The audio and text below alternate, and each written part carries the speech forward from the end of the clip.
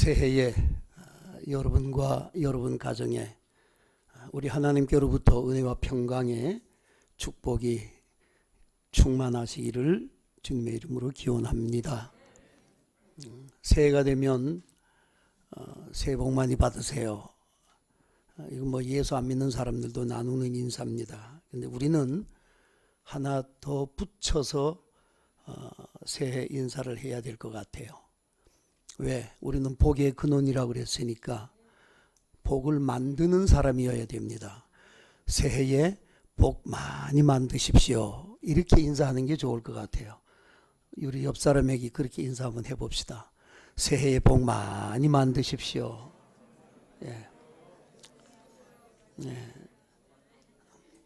여러분 때문에 내 이웃이, 내 주변이 복을 받고 나라가 복을 받고 공동체가 복을 받는 그런 이 한 해가 될 수 있기를 소원합니다. 제가 평화 선교사처럼 생겼습니까? 뭐 인상이 고약하지는 않죠. 그래서 아마 유 목사님이 나를 평화 선교 사역을 맡긴지 모르겠습니다. 예수 믿고 교회 다니면서 신앙 생활을 할 때에 믿음이 좋거나 아니면 믿음이 좀 부족하거나 막론하고 마음에 생기는 소원이 하나 있어요. 예수 믿었기 때문에 어떻게 하면 좀 예수를 잘 믿어볼 수 있을까? 그런 마음이 다 생깁니다. 그런 소원이 있어요. 뭐 개떡같이 뭐 주일에 한 번 교회에 나오는 사람일지라도 어떻게 하면 좀 신앙생활 잘하고 예수 잘 믿을 수 있을까? 이제 그런 염원이 마음속에 일어나고 있는 겁니다. 근데 좋은 신앙생활이라는 것, 영적으로 좀 강건해져서 어떤 고난과 역경과 시련 속에서도 믿음을 지키고 그 신앙생활을 꾸준하게 해나갈 수 있을까? 이런 요문을 가지면서 우리 마음속에 이런 생각을 합니다. 그러려고 하면 은혜를 받아야지. 꼭 그렇게 생각합니다. 또 실제로 그래요. 은혜를 받아야 된다. 은혜를 받자. 하나님의 은혜, 성령의 은혜, 은혜를 받아야 된다. 그래서 받는 데다가 초점을 둡니다. 맞죠? 은혜를 받아야 은혜를 줄 수도 있고 나눌 수도 있는 것입니다. 그런데 여러분, 정말 진짜 그럴까 한번 생각해 보십시다. 우리가 은혜를 받지 못해서 영적인 침체를 겪고 있는가? 우리가 은혜를 받지 못해서 내가 오늘 이 모습으로 있는가? 곰곰이 한번 생각해 보십시오. 근데 우리가 은혜를 못 받은 게 아니에요. 하나님은 우리 모두에게 이미 은혜를 넘치게 주셨다고 하는 사실이에요. 로마서 8장 32절에서 하나님께서 그 아들을 우리를 위하여 십자가에 내주셨는데 그 아들과 함께 무엇을 우리에게 도움으로 주시지 않겠느냐 그러셨어요. 모든 것들을 하나님께서 이미 우리에게 넘치게 주셨어요. 우리는 이미 받은 존재들이고 받은 사람들입니다. 그런데 왜 내가 영적으로 이렇게 침체되고 내 신앙생활이 이 모습으로 이렇게 있을까? 생각해보면 저는 우리가 받지 못해서 내 신앙이 자라지 못하고 성숙하지 못하고 영적 침체를 겪으면서 병드는 것이 아니라 이 은혜를 나누지 못하기 때문에 나눔이 없어서 내가 영적으로 침체되고 다운된다고 하는 사실입니다. 여러분, 건강해서 운동합니까? 운동해서 건강합니까? 네? 건강해서 운동해요? 운동해서 건강합니까? 당연히 운동을 해서 건강해지죠. 운동해서 건강해지는 겁니다. 우리가 은혜를 받아서 건강합니까? 은혜를 나누어서 건강해집니까? 은혜를 나누어서 건강해지는 거예요. 하나님께서 우리에게 주신 이 은혜, 크게는 우리가 구원받은 이 자체도 은혜고, 내가 살면서 누리는 모든 것들이 은혜고, 내가 부족함을 좀 느끼고 있지만 그러나 하나님께서는 우리에게 넘치게 주셨다는 말씀이에요. 우리는 받았어요. 그럼에도 불구하고 더 받겠다고 은혜를 받아야지요. 사모하고 갈구하는 거 뭐라고 안 합니다. 당연히 그렇게 해야지요. 그래서 기도도 하고 성경 말씀을 묵상도 하고 설교 말씀도 듣고 집회도 가고 수련회도 가고 여기저기 다니지만, 그러나 우리가 이 받은 것들을 나누지 못하면 사해바다와 같이 썩어가는 것에 다름없다는 사실입니다. 그래서 은혜를 나누는 것은 너무너무 중요한데, 은혜를 나눈다는 것이 뭐냐? 은혜를 나누는 것이 뭐냐? 그게 결국 전도고, 그게 결국 선교라고 하는 사실입니다. 그래서 은혜를 나누는 교회, 다시 말하면 선교가 살아있고 전도가 살아있는 교회가 건강한 교회고, 그런 교회가 부흥하고, 그런 교회가 하나님께서 기뻐하시는 교회로 세워진다고 하는 사실입니다. 오늘 우리가 읽은 본문은 바울 사도가 2차 전도 여행 때 세워진 데살로니가 교회에 바울이 보낸 편지입니다. 바울이 드로아에서 아시아 쪽으로 가려고 그렇게 계획을 세우고 갔는데, 밤의 환상 가운데서 마게도냐에서 손짓을 하죠. 이리 와서 우리를 도우라.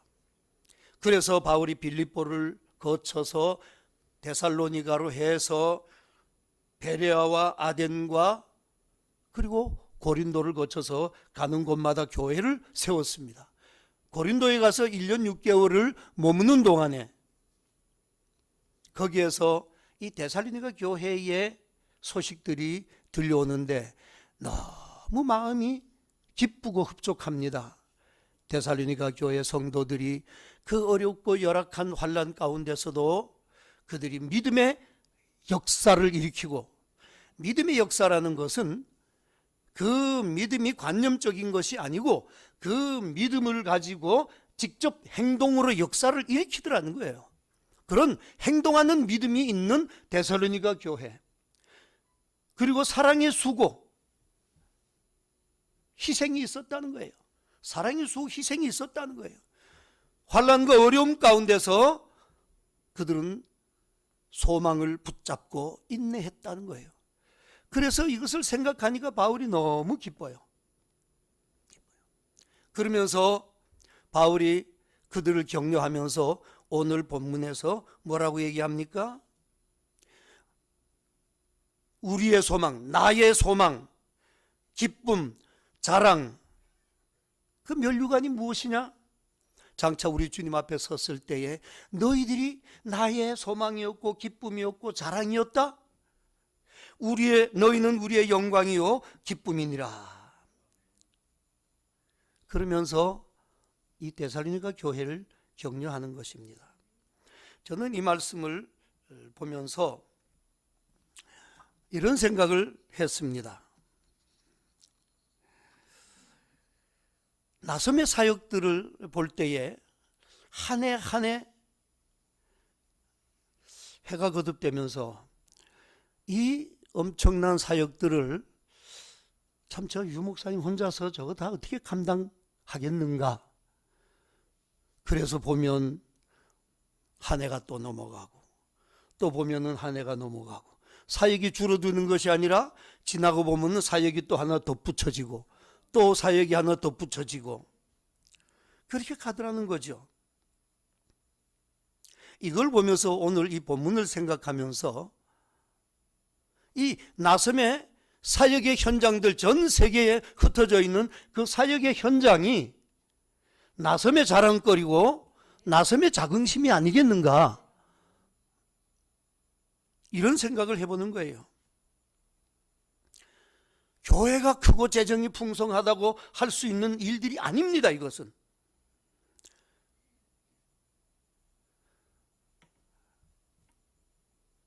이 비전 라이프, 비전 스쿨, 이게 뭐예요?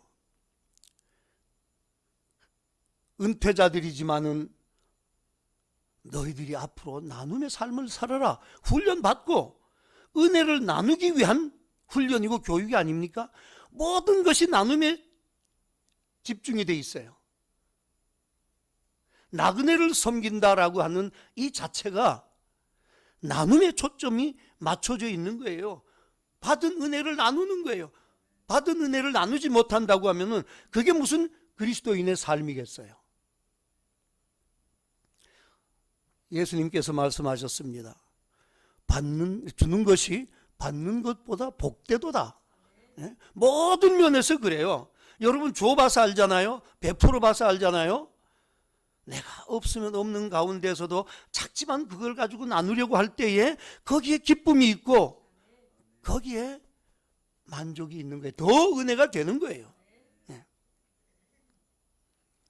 이런 어려운 여건 가운데서도 코로나라고 하는 이 열악한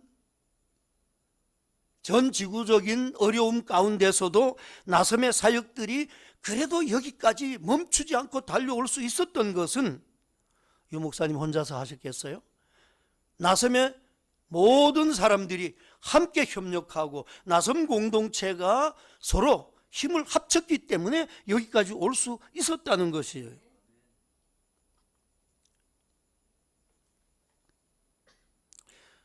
여러분이 받은 하나님의 은혜를 여러분들은 나누는 것을 기쁨으로 여기기 때문에 나섬의 사역들이 여기까지 올 수 있었다고 확신을 하는 겁니다. 오직 복음을 위하여, 오직 그리스도의 사랑을 나누기 위하여, 그래서 몽골에, 터키에, 인도에, 베트남에, 필리핀에 교회를 세우고 난민들을 돕고 지원하기 위해서 끌어안고, 탈북민들을 끌어안고 평화라고 하는 이 아젠다를 가지고 중앙아시아를 거쳐서 터키까지 복음의 실크로드를 새롭게 개척해 나가는 이 원대한 나섬의 꿈이 나섬의 자랑거리고 여러분들이 가질 수 있는 자긍심이라고 하는 사실입니다. 그래서 저는 19절을 이렇게 다시 해석을 했어요. 나섬의 소망이나 기쁨이나 자랑의 면류관이 무엇이냐? 우리 주님 강림하실 때 우리 주 예수 앞에 몽골의 그리스도인이요, 터키의 난민들이요, 인도와 베트남, 필리핀의 모든 그리스도인 너희가 아니냐? 그들이 나섬의 영광이고 기쁨이니라. 여러분, 그렇다면 이 자랑과 자긍심이 더 자랑거리가 되고 더 자긍심이 커지도록 이 모든 일에 더욱더 내가 하나님 앞에 받은 바 은혜를 나누기를 기뻐하고 즐거워하는 그런 여러분들이 이 한 해에 걸어가야 될 길이 아니겠는가 하는 것입니다. 한국교회가 왜 침체되어요? 전에는 말이죠, 그렇게 부흥하고 선교사를 보내고 이웃을 돕고 그런 한국교회였습니다. 그런데 지금은 점점 침체되어 간다고 얘기하잖아요. 왜? 나눔이 점점 줄어들고 내 교회 몸집만 키워가는 데에 집중하니까 그렇게 되는 것이 아닌가. 재정이 없어서 그랬습니까? 은혜를 못 받아서 그랬습니까? TV만 틀면은 설교가 내 귀에 쏙쏙 들어오는 그런 설교가 홍수처럼 쏟아지고 있습니다. 찬양이 넘쳐나고 은혜가 쏟아지는 거예요. 그럼에도 불구하고 그 받은 은혜를 나누려고 하는 마음이 없으니, 나누지 못하니까 썩어가고 있고 병들어가고 있다는 사실입니다. 건물 하나 짓는데 수십억 수백억 그렇게 들이더니 결국은 이 고금리 시대가 오니까 교회마다 헉헉대면서 이자 갚느라고 헉헉대면서 교회가 정작 해야 될 일을 못하고 있는 그런 현실이고 실정입니다. 은혜를 나누어야 삽니다. 은혜를 나누어야 건강해집니다. 여러분, 몽골 학교를 320명이나 되는 그 학생들을 먹이고 가르치고, 이게 무슨 뭐 교육부의 지원이 있습니까? 이걸 감당하는데 이 힘든 일을 왜 시각에 장애도 있는 저 유목사가 할까? 제가 사람을 키워봤어요. 참 사람 키우는 게 힘들어요. 많이도 안 키웠어요. 제가 선교 현장에 몽골에서 한 번에 6명의 아이들을 대학 등록금을 전액 지원을 하면서 키웁니다. 걔들에게 꿈을 심어주기 위해서 그 아이들을 데리고 한국까지 나와서 여수 엑스포도 구경을 시키고 KTX도 태우고 한국 교회를 방문해서 뭐 에버랜드도 가고 하면서 그렇게 6명을 지원하고 키웠어요. 한국에서 데리고 몽골에 들어가니까 말이죠, 들어가는 그날부터 목사님 우리도 새벽 기도해요. 저희들끼리 모여가지고 새벽에 모여서 기도하더라고요. 저게 얼마까지 가겠는가? 7월 달에 데리고 들어갔는데 그때부터 새벽 기도를 하더니 9월 달 9월 15일이면은 몽골에 겨울이 시작이 됩니다. 추워요. 9월 달에도 계속해요. 10월 달에 영하 10도를 넘어갔는데도 새벽에 교회를 와요. 몽골에는 겨울방학이 없습니다. 겨울방학하면 아이들이 다 얼어 죽습니다. 왜? 게르에 하루 종일 난방이 안 되잖아요. 그러니까 학교는 난방이 되니까 겨울에는 방학이 없고 여름 방학만 한 3달 정도 가까이 됩니다. 그러니까 새벽에 6시에 교회에 와가지고 이 학생들이 기도하고 그리고 학교를 가요. 11월 달이 됐는데 영하 20도가 넘어가는데도 새벽에 교회를 오더라고요. 그 아이들을 위해서 새벽에 나가가지고 그래도 난로라도 피워줘야 되겠다. 그러니까 싫대요. 난로 피우지 말래요. 그러고는 와가지고 오들오들 떨고 앉아서 기도하고 가는데 그 보는 제가 너무 은혜가 되는 거예요. 그래, 내가 이 녀석들을 잘 키우나? 그랬는데 시간이 지나면서 한국에 왔다 간 그 감격과 그런 것들이 점점 식어가더니 하나 둘 떠나가는 거예요. 붙잡고 하는데 이 젊은 아이들이니까 남자친구만 만나면은 떨어져 나가는 거예요. 그러니 그걸 따라다니면서 못 만나게 할 수는 없잖아요. 떨어지고 다 떨어지고, 뭐 떨어졌다는 게 뭐 교회 안 나온다는 얘기가 아니에요. 내가 기대했던 그 길에서 떨어져 나가는 거예요. 그러더니 뭐 아이 낳고 살림 차리고, 그 6명 중에서 한 명이 제대로 컸습니다. 그런데 그 한 명이 제대로 커서 그 한 명이 제 몽골 선교의 열매로 남아서 너무너무, 지금은 한국 나와가지고 공부하고 목사 안수 받고 남편을 만나서 한국 사람 남편 만나가지고 그 한국 사람 남편도 목사 안수 받고 둘이서 같이 몽골 선교 헌신하겠다고 몽골에 들어와서 보르마 목사님 후임으로 그 교회를 사역하고 제가 벌려놓았던 여러 가지 사역을 이어서 일을 하게 되는 거예요. 사람 키우는 게 힘들어요. 320명 중에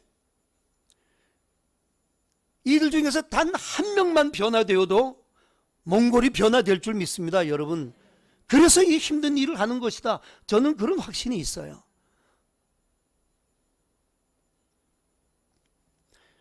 이 일에 나섬 사람들이 더 자긍심을 가지고 더 자랑거리 되게 여러분 함께 힘을 합혀 나갈 수 있기를 바랍니다. 작년 코로나 때문에 2년 4개월을 몽골에 들어가지 못하다가 작년 4월 달에 갑자기 전화를 하나 받습니다. 목사님, 중국에 있는 탈북자 6명이 한 2년 동안 흑룡강성에서 이게 숨어서 살았는데 도저히 더 버틸 수가 없고 위험해서 몽골로 넘어가겠다고 합니다. 흑룡강성에서 동남아 쪽으로 가려면 너무 시간도 많이 걸리고 코로나 시대에 중국의 성과 성이 다 차단이 돼가지고 해외에서 들어오는 것보다 더 까다롭게 이동을 금지시키고 있으니까 여러 가지 방법을 모색을 하다가 중국인 가이드 한 사람을 구해서 흑룡강성에서 내몽골 쪽으로 넘어가겠다는 겁니다.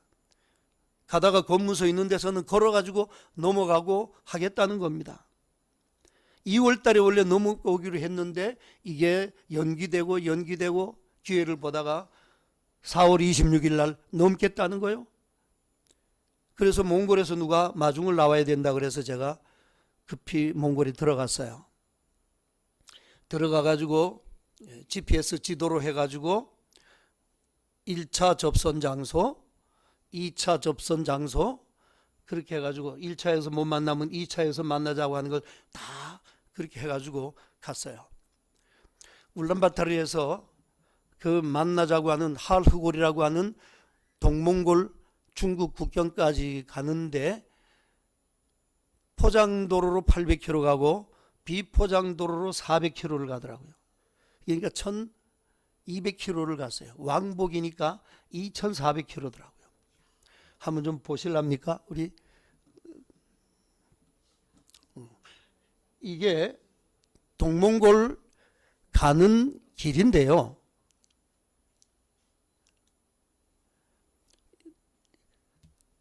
가는 동안에 산도 못 보고 물도 못 보고 강도 없고 아무것도 없어요. 이 아주 끊임없이 광활한 건데 비포장도로 그냥 뭐 도로가 이렇게 돼 있는데 저기 보이는 게 저게 할흐골이라고 하는 아주 최동쪽의 도시입니다. 근데 여기를 가는데 느낀 게 뭐냐면 이거 겨울이 아니면 넘어오면 안 되겠구나. 그래서 이게 탈북민들이 몽골을 넘어올 때 거의 겨울에 넘어오더라고요. 제가 왜 겨울에 그 추운데 넘어오느냐 제가 이해가 안 됐는데 이때가 4월 말이에요. 5월 초 그렇게 되는데 낮이 되면은 영상 20도에서 30도 사이가 되고 밤이 되면은 춥거든요. 근데 보세요. 이게 나무가 있습니까? 뭐 숨을 데가 있습니까? 그늘이 있습니까? 아무것도 없잖아요.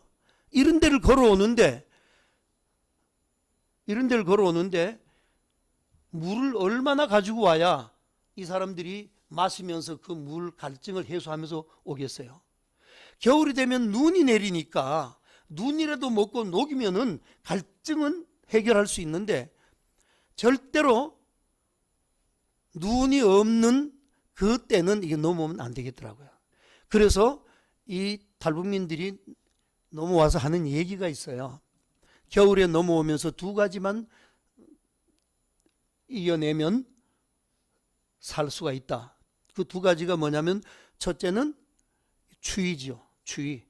뭐 여기에 뭐 밤에는 영하 40도, 50도는 뭐 보통 내려가는 데입니다. 울란바토르에서 14일 날에 영하 30도 내려갔어요. 그런 추위인데, 그리고 두 번째는 늑대의 공격입니다. 늑대가 있거든요. 야생 늑대들이 있기 때문에 늑대의 공격을 피하면 살아남을 수 있다. 그런데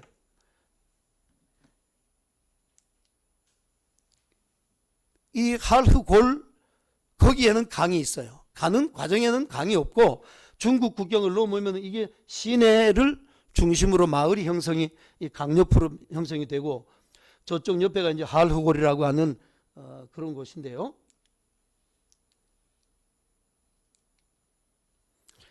이 다리가 저쪽 동쪽으로 1차 접선 장소였고 거기서 못 만나면은 이 밑에 여기 이 밑에 여기 밑에가 박물관인데요. 할흐골 박물관입니다. 뭐 아주 그 허름하고 뭐 조잡하지만은 이 박물관에서 2차로 접선을 하자. 그렇게 해가지고 제가 여기를 갔었는데 하루를 기다려도 이틀을 기다려도 안 나타나는 거예요. 전화도 안 되고 여기에 무슨 뭐 숙소도 없어요.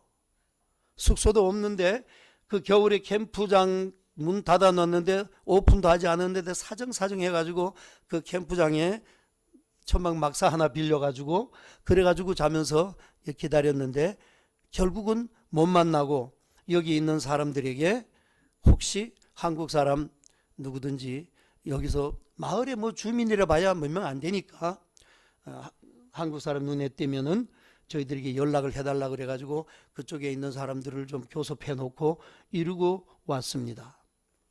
근데 못 만나고 돌아와서 한참 지난 후에 중국에서 이들이 탈북하다가 중국 공안에 붙잡혀서 북송이 됐겠죠. 그래서 못 넘어왔다는 소식을 듣고 참 너무 안타까웠던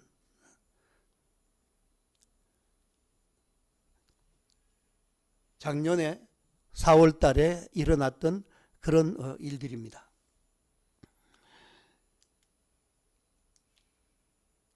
몽골 평화센터입니다. 몽골의 이쪽 옆에가 건물이고 우리 여기에 몽골 평화센터를 코로나 전에 4년 전에 이걸 헌당을 했거든요. 여기에는 숙소도 다 되어 있고 그래도 작지만은 샤워 시설도 만들어져 있고 난방도 이렇게 만들어 놨어요. 그래서 여기에서 탈북자들이 넘어오게 되면 이쪽에서 그래도 울란바토르 시내 중심으로 안 들어가고 여기에서 1차적으로 생활할 수 있는 그런 여건들을 다 만들어 놓고 있었어요. 그래서 그들을 픽업하면 여기 데리고 와서 숙소에서 머물려고 했는데 그게 되지 않았죠. 헌당하는 장면들이고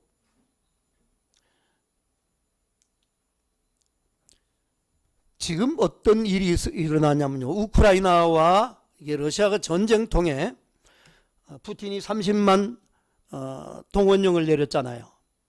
근데 러시아 본토 사람들은 하나도 징집 안 합니다.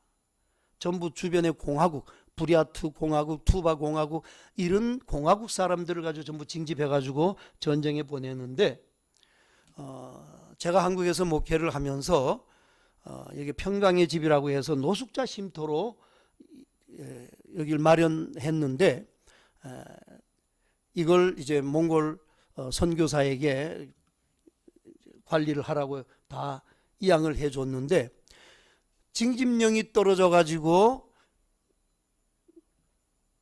개중에는 전쟁에 나갔다가 다리에 총상을 입고 집으로 돌아왔어요. 돌아와가지고 치료를 해가지고 고쳤는데 다시 또 징집령이 또 나오더라는 거예요. 그러니까 무서워서 그 사람이 전쟁에 나가겠어요? 그러니까 도망가서 러시아 여권 가지고 몽골에 들어오면 한 달 동안은 비자가 필요 없이 들어오니까 이렇게 몽골로 들어온 사람들이 굉장히 많아요. 이게 많은데 저희들하고 연결된 크리스찬들이 있습니다. 그 크리스찬들이 있어서 그들을 여기저기의 숙소에 일단 좀 수용을 하고 있는데 한 달밖에 못 있고 한 달만 지나면은 이들이 불법 체류가 되는 거예요. 다시 돌아가야 되는데 돌아가면 7년 징역을 산답니다. 징집 피해 갔다고 7년 징역을 사는데 이 피해 온 사람들 러시아 가운데에 몽골에서 술을 먹고 몽골인하고 시비가 붙어가지고 어떻게 하다가 망치를 들고 몽골 사람을 때려가지고 몽골 사람이 죽었어요. 그걸 이제 교도소 가가지고 재판을 받으니까 2년 6개월 형이 떨어졌습니다. 그러니까 2년 6개월 동안 감옥에 가면 먹여주지요? 재워주지요? 다 하니까 이게 사회 문제로 러시아 사람들이 와가지고 이 소식을 듣고는 그래서 살인사건만 3건이 벌써 났다는 거죠. 그런 상황입니다. 그런 상황에서 너무 여길 가보니까 이게 오래되고 노숙자 쉼터로 관리가 제대로 되지 않아가지고 너무 열악해요. 그래서 한 20가정 되는 20명 되는 그런 러시아인들을 우리가 평화센터에다가 좀 수용을 하자. 그래가지고 평화센터에 수용을 하려고 하니까 겨울에 난방을 전기로 전부 하게 돼 있는데 전기가 220볼트가 들어왔는데 220볼트 가지고는 이게 난방을 켜면은 전부 자꾸 다운되니까 380볼트로 승합을 시켜야 됩니다. 380볼트를 가지고 승합을 하려면은 이게 도로를 가로질러야 되는데 이 도로 아스팔트 밑을 뚫어 가지고 와야 된다는 거예요. 공사를 하려면. 그래야 허가가 난다는 거죠. 겨울이니까 공사를 할 수가 없어서 그래서 지금 날이 풀리기를 기다리고 있습니다. 이들이 몽골에서 합법적으로 체류를 할 수 있도록 하기 위해서 한국 학원에 이게 이제 등록을 해가지고 6개월씩 1년씩 이렇게 있을 수 있는 그런 길도 모색해서 알아보고 이러면서 이제 이들을 우리 평화센터가 수용을 이렇게 하고 이 평화센터는 이제 뒤에 가면은 저희들이 몽골 목회자 그룹들하고 이게 이제 제가 그 평화의 집, 그 평강의 집 노숙자 쉼터에 가서 그들을 만나는 장면입니다. 몽골의 목회자들과 저희들이 아시아 문화교류협회라고 하는 것을 만들었습니다.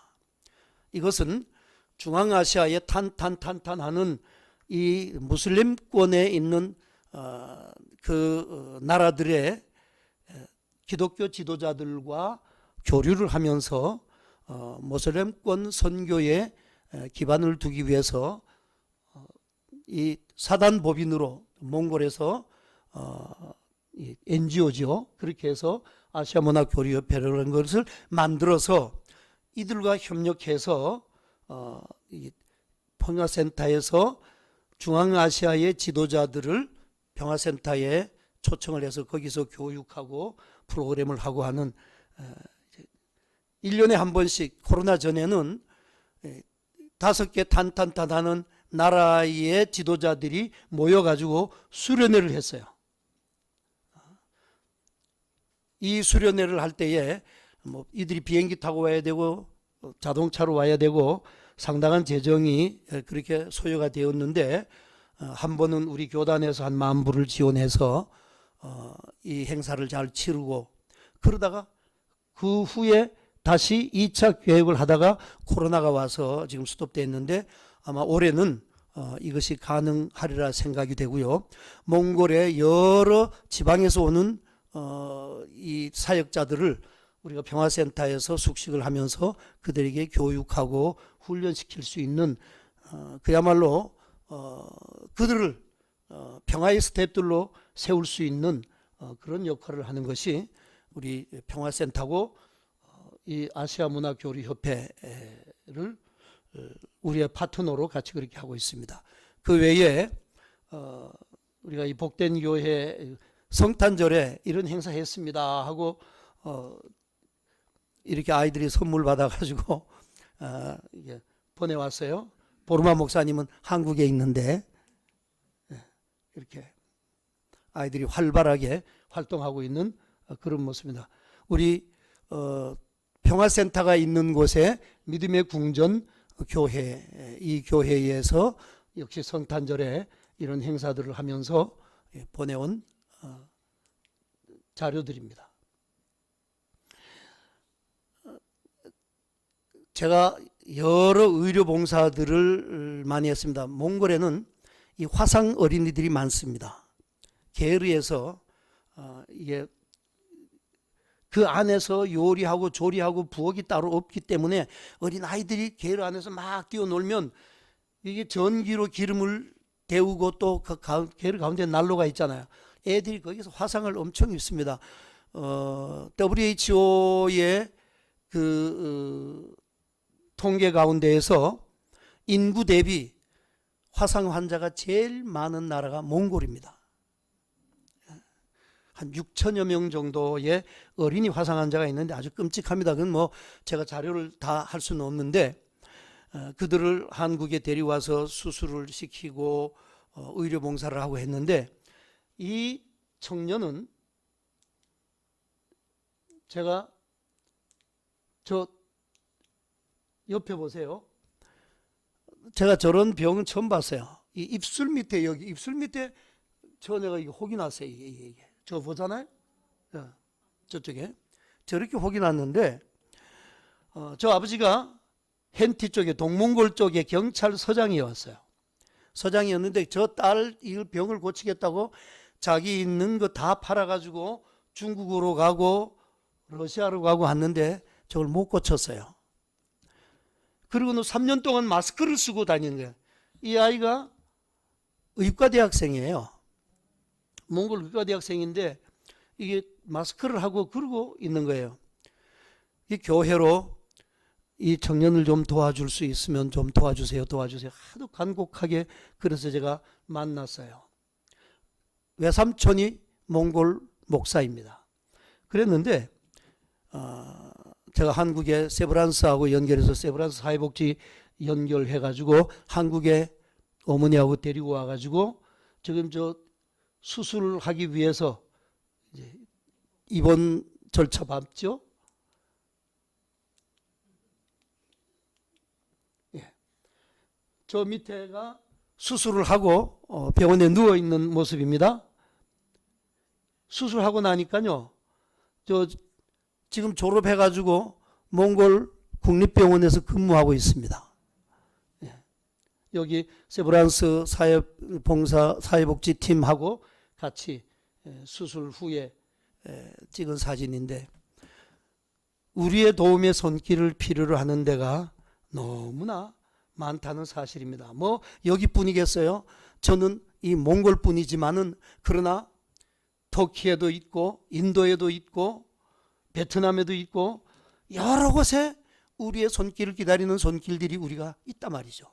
우리는 먼저 하나님께로부터 은혜를 받은 자들로서 우리의 힘이 닿는 한까지는 그들을 돕고 그들을 섬기고 그래야 될 의무가 우리에게 있는 것이고 내 영적 성장을 위해서도 내 신앙의 성숙을 위해서도 우리는 내가 하나님께로부터 받은 은혜를 나누는 이 일에 여러분들이 적극 더 동참해야 하리라 생각이 됩니다. 올해 2023년도에도 여러분들께서 지금의 나섬을 섬겨왔던 것 이상으로 여러분들이 더 이 나섬 공동체가 나섬 교회가 우리 주님의 명령 따라서 나누기를 원해서 꿈을 가지고 나가는 이 모든 일에 함께 협력해서 하나님께서 기뻐하시는 그런 교회가 될 수 있기를 주님의 이름으로 축원합니다. 기도하겠습니다.